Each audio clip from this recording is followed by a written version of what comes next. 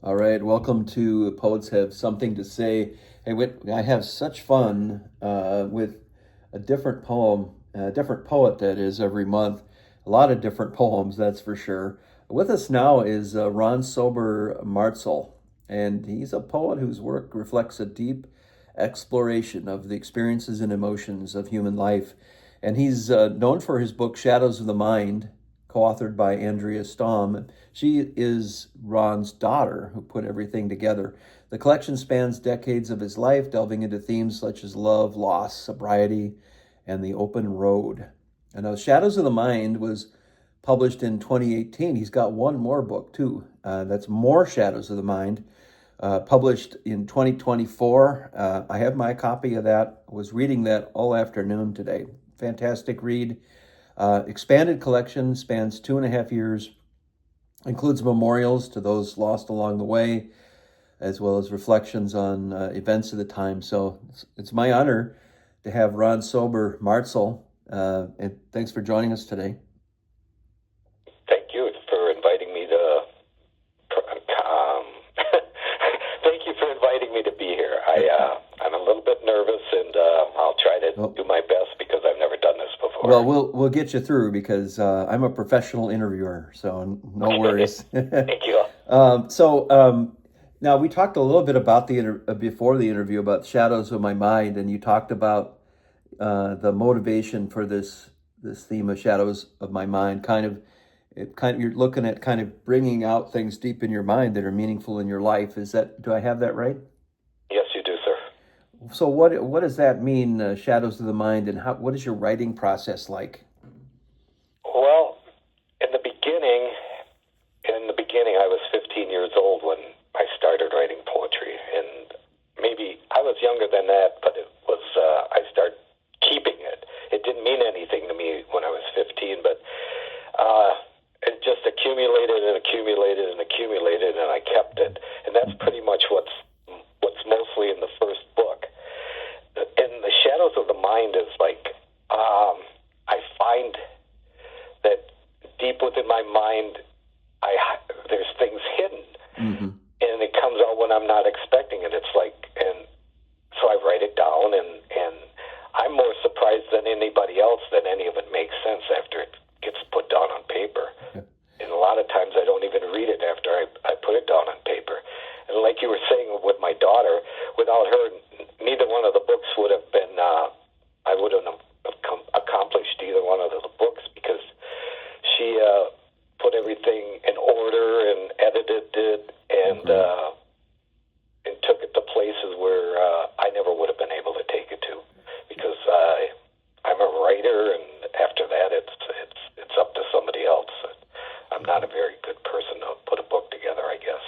But I'm very blessed to have her in my life to have done that for me. And your daughter sounds amazing. She's a writer as well, right? She's done. And she is. She's a very good writer, and she's written many books.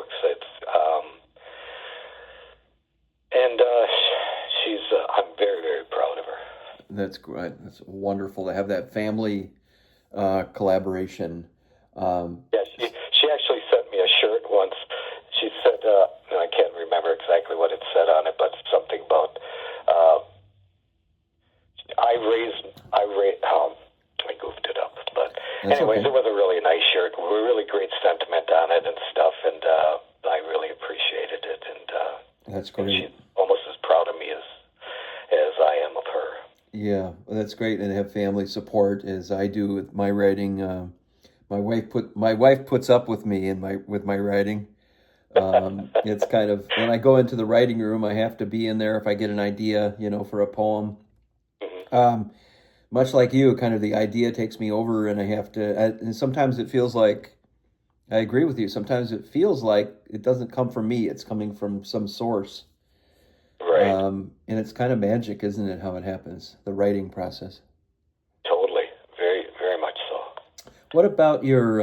Let's talk. Well, do you have some poems for us before I go too far into the questioning? I wanted to give you the opportunity maybe to share a poem with us if you have any ready for us. Yeah, I picked out a few, and a lot of them have to do with people that I meet, and I don't know what's going to happen until I meet them. And they give me a feeling, and they give me a feeling, and I was going to read one. Sure. Okay. Well, this is one that I wrote on 3. I put a date on most of my latest ones, so Right. this one I wrote on just last week. Oh, cool. 2 or 3 weeks ago. 3/10/25. Okay. The devil's in the details, and the devil's chasing me. Been running for lots of years, just tried to stay free. It started long ago when I was just a kid. Being good took a look at me and ran away and hid. Fell in love with a young lady, and she hurt me mighty bad. Took away all my happy and filled me full of sad. Climbed inside a bottle and tried to drown my woes. That never seems to work that well, as every drunkard knows. One morning I woke up in a dirty, dingy cell. That was a moment that I knew I was heading straight to hell. Freedom was the only thing I couldn't afford to lose. I finally picked up the bottle and poured out all the booze. Still running from the devil, and I always will. I'm standing on the right side of freedom, and stand I will. Oh, that's fantastic. That really, puts, it's a good summary of what it is to be fighting, fighting for your sobriety each and every day. I suppose that's how you see it, right? You're fighting the good fight every day to stay clean, right? Yeah. So there's writing helps me so much because I don't keep it inside my mind. It comes out from behind the shadows, because if you keep stuff inside of you, it can destroy you. And for a lot of years, I did let it Yeah. destroy me. I hid in a bottle. I hid it not feeling, and it's not a good place to be. A lot of depression came with that too. Mm-hmm. As human beings, we want to feel that love and belonging. And if your best friend is the bottle, I know that's cliche, but you're really in a tough place, aren't you? If your best friend is a chemical. Mm-hmm. And for me, my deal was I never did like the taste of alcohol. Really? The only reason I drank it was not to feel, and I just as long as I didn't feel, I didn't have to deal with anything, Mm-hmm. And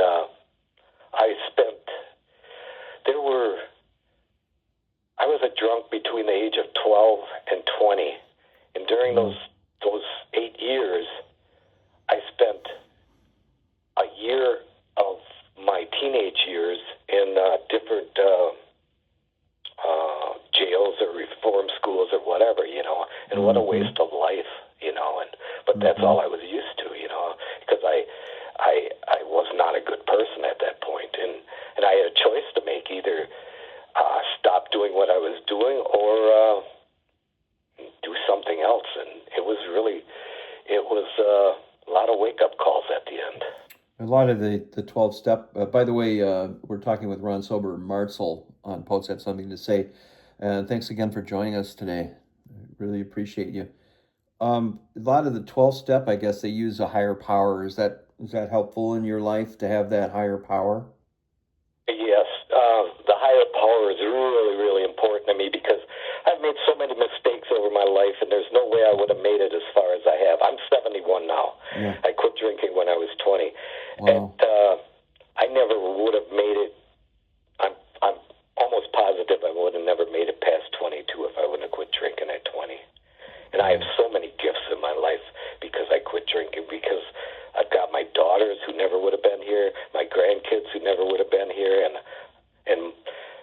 like I said, there's something, whatever you want to call it, higher power, God, it's just, there's something that keeps me from completely ruining my life, and I'm so grateful for that. Yeah, there is that something, and whatever your belief system, I think a spiritual foundation can really help a person to have that. It's a solid foundation. Yeah, and I have a saying that I live by. It's, there is only one God, the one you believe in. Wow, yeah, I love it. That's great. And like I said, I was going through some of your works. It seems like I found that the theme of freedom in your, the open road and freedom is kind of a theme for you too. Um, can you talk a bit about that, or finding freedom in your life and finding a new Well, path? I could tell you about freedom. I could tell you more about loss of freedom. The loss of freedom when you're 15 years old or 13 years old and you're sitting in a jail cell and Yeah. you don't think you're ever going to get out, and Mm-hmm. you don't think anybody cares about you anymore, and it's just one day after another, and you get Oshkosh. I don't know if you know about the old Oshkosh jail that they used to have up on top of the courthouse, but Yeah, I heard of it. Yeah. Mm-hmm. Yeah. in juvenile they had something called a bullpen, and up above the windows you could see about 4 inches of sky every day, and that's all you could see. And for a month and a half, that's all I saw. Wow. And I never ever missed freedom more than I did during that month and a half, because that's all I could see. When I got out that time, I never noticed before that there were so many different colors, green, Mm-hmm. shades of green. Yeah. And after I got into riding motorcycles, which I never thought I would have the money to buy my first motorcycle, and now I've had at least 50 of them. And Wow. that's where I get the freedom from. I mean, there's a therapy in the wind that you can't get anywhere else in the world. Yeah. I mean, it's you and the machine, you and the country, you and the people that you meet, along the way. And every road is different.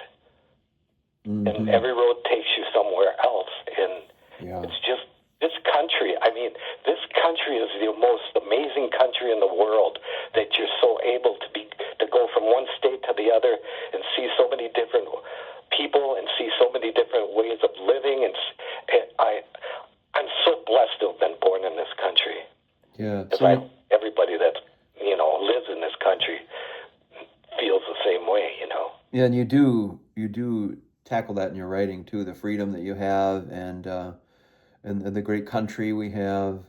And the people that died to give us this freedom.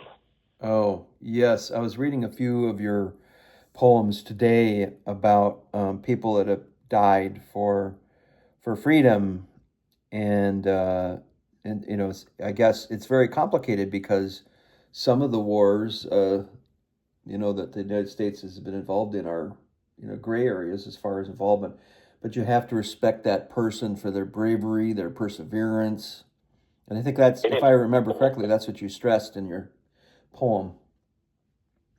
Yeah, they didn't start the war. They went out for God, duty, and country, or whichever way you want to put it. They went out so that maybe it wouldn't come here, and maybe they won't have to fight on their own land, or it's just the idea of giving freedom to somebody else, Yeah, a lot of it.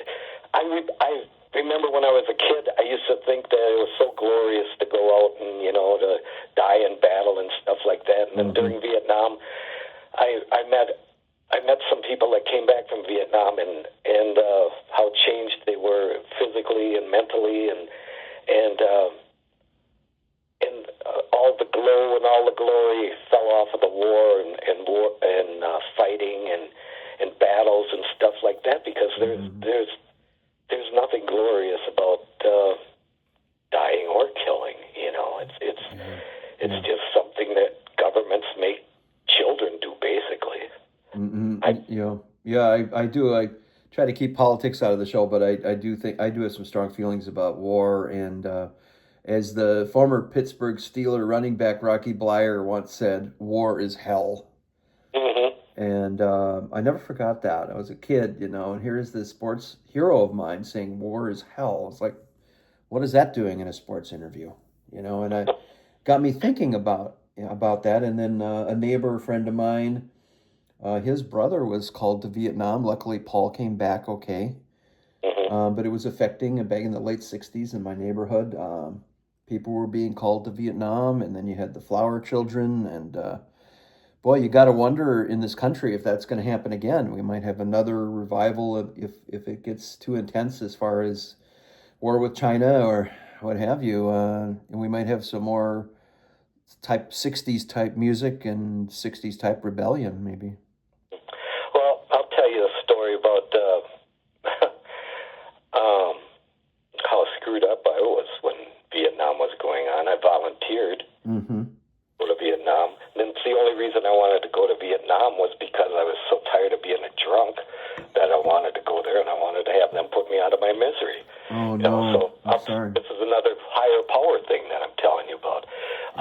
So I'm at boot camp and everything's going the way it's supposed to go. And then one day the drill sergeant comes in and he says, "Well, boys, nobody else is going to Vietnam." I said, Wow. well, somebody said, "Well, what's going on?" And they said, "Well, they're not sending anybody else to Vietnam." So my higher power decided right then and there that I wasn't going to die in Vietnam. Mm-hmm. It Well, was a suicide trip. And it was like I was 19 years old at the time, and the next year after, they let me out because we did a test, and I couldn't do the test. You know, it was a physical test, and they said I could stay in or I could get out. But if I stayed in, the Army wasn't going to do anything about it. It had to do with a bad back or something like that, so I got out on a medical. Anyways, I got out, and I was still doing the same things I was doing as a drunk before I went in the Army. mm-hmm. But it took me a year to get over that, and if I wouldn't have quit that, I would either be dead or in prison. So that's what freedom means to me, not being dead and not being in prison. Yeah, and thank God that the war ended. Yeah, because my daughters wouldn't be here, my granddaughters, or my grandson and my granddaughter, my grandsons and my granddaughter wouldn't be here, and it's just so many things changed in the blink of an eye. Mm-hmm. Tell me a bit about, of course, really tough teenage years, and did you have to kind of change your group of friends that you were hanging out with? How does that change? Did you latch on to people that are more positive? Does 12 steps teach you that maybe have people that are good role models that are surrounding you? How did you? I suppose you had probably some friends that weren't so good for you when you were younger. When I was younger, my mom loved me like crazy, and she wanted me to do good and everything like that.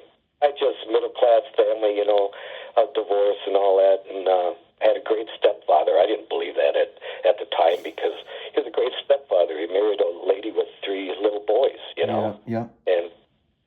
And he tried to do his best as a stepfather, and I didn't treat him very well. And my mom wanted me to stay away from this group of kids because they thought that they would get me in trouble. And I said, I'm dumb enough to get in trouble all by myself. I don't need them to do it. Mm-hmm. And I proved that more times than you would believe. So anyways, I basically was scared straight. I was pretty much a loner. But there was a time that it was good that I went to reform school. I went to reform school twice. So I went to reform school as a drunk, and when I came out, all the friends that I hung around with, they were all doing dope.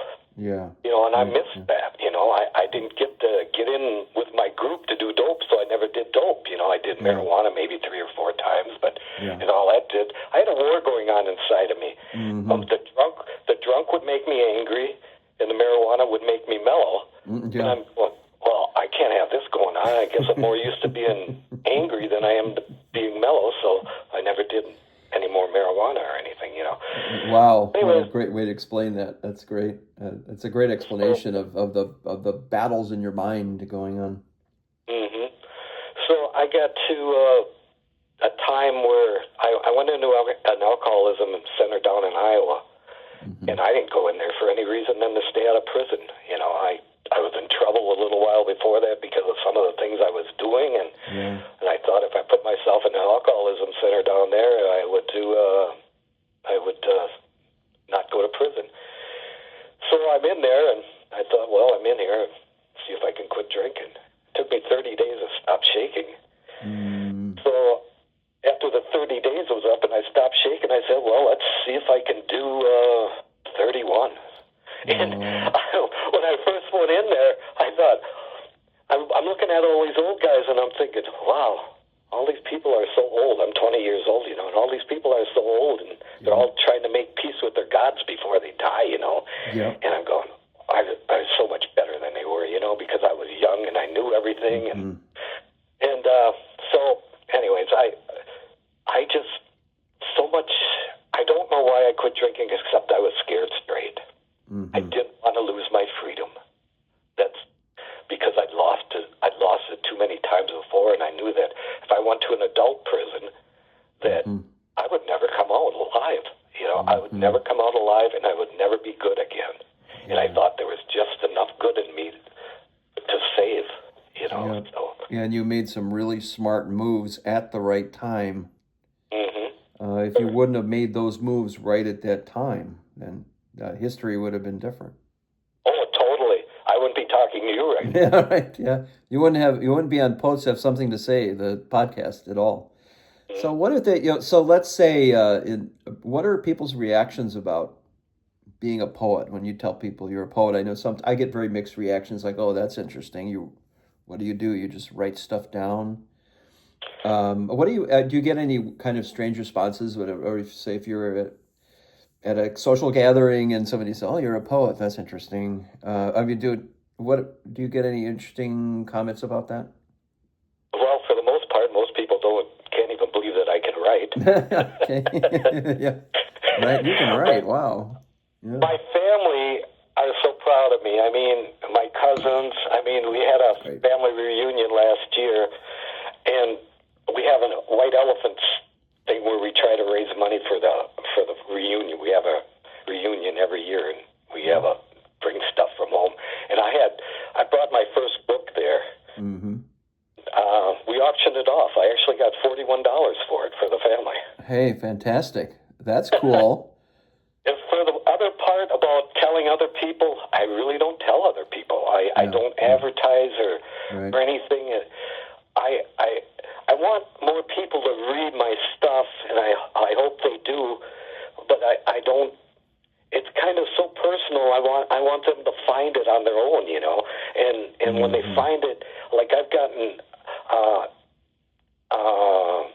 texts and stuff, not texts actually, messages from different parts of the country where people have read my stuff on Facebook, and they say it's just phenomenal. And I've told people a bunch of times that I'm going to get off of Facebook, and they say, well, we're really going to miss your poems, and that means a lot to me because that's why I write them. I don't really write them for myself except to get the stuff out of my mind, the stuff that could destroy me, because the inside of my mind is sometimes the worst part of my life, the worst place I can be, especially during a depressing time. So poems help me with depression, It's a therapy for me.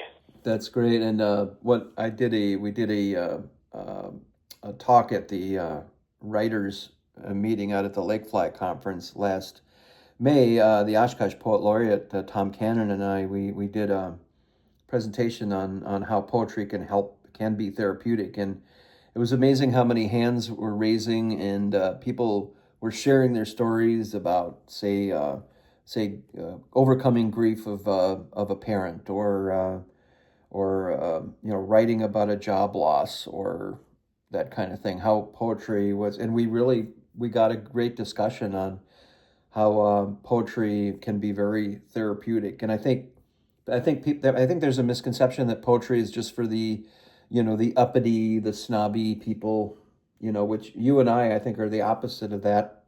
Well, I'm totally the opposite of that. Which I love. You're a real person, and I think more people need to realize that poetry can be a vehicle that they can use to help them in their lives to express. You can in a 16-line poem you can express a lot of things. I mean, I was sitting in the emergency room today. It wasn't a bad emergency, but my wife was having an MRI, and turned out great. But we with some nervous moments, and I took my phone out while I was waiting for my wife, and I wrote some lines down, and that really helped me just kind of calm me down and help me see the perspective and everything. So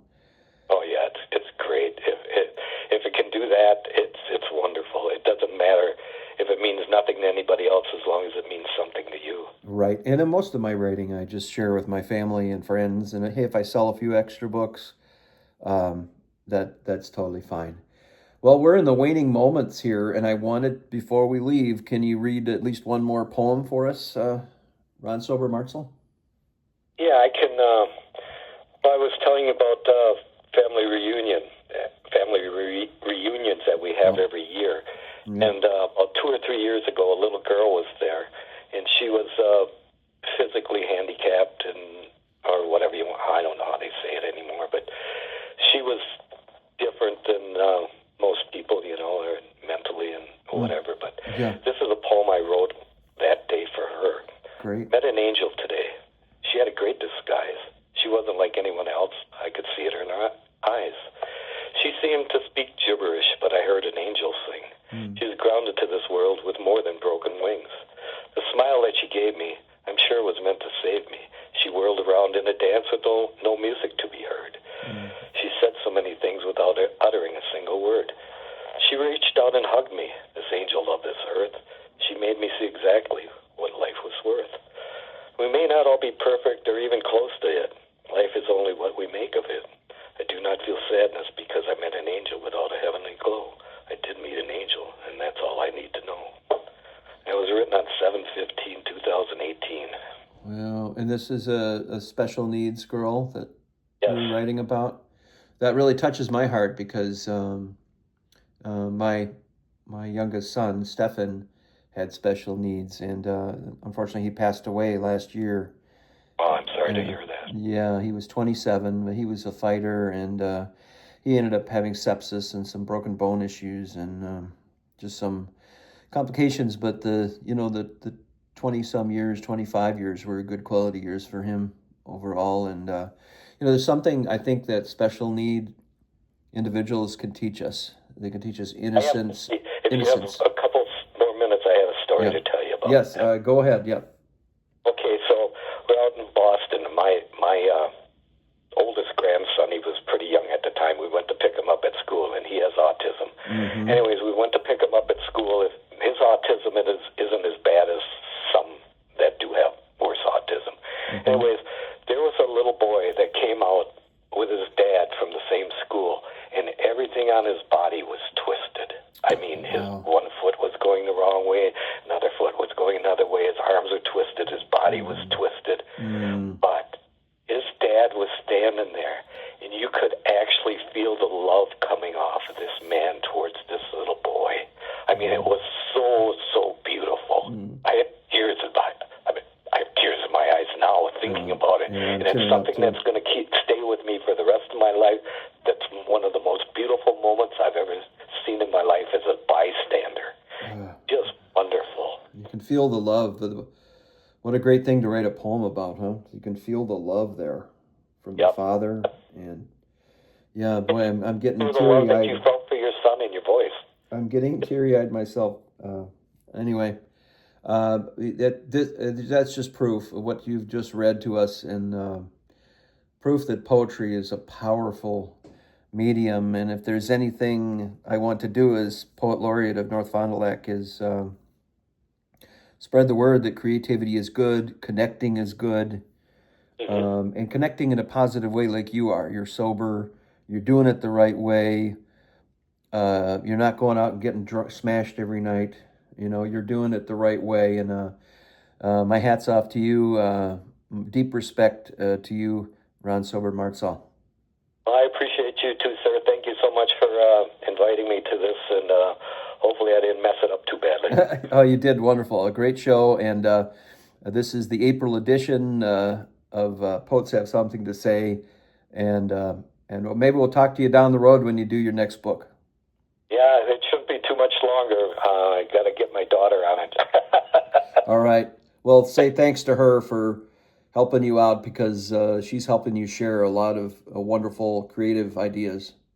Well, thank you, sir. I appreciate it. Okay, that's Ron Sober Martzahl, our guest on the April edition of Poets Have Something to Say. Make sure you subscribe down below here on the YouTube, and my songs and my poetry, and most important of all, I think, my interviews with poets around the state of Wisconsin and the Midwest right here on the YouTube Poet Laureate channel.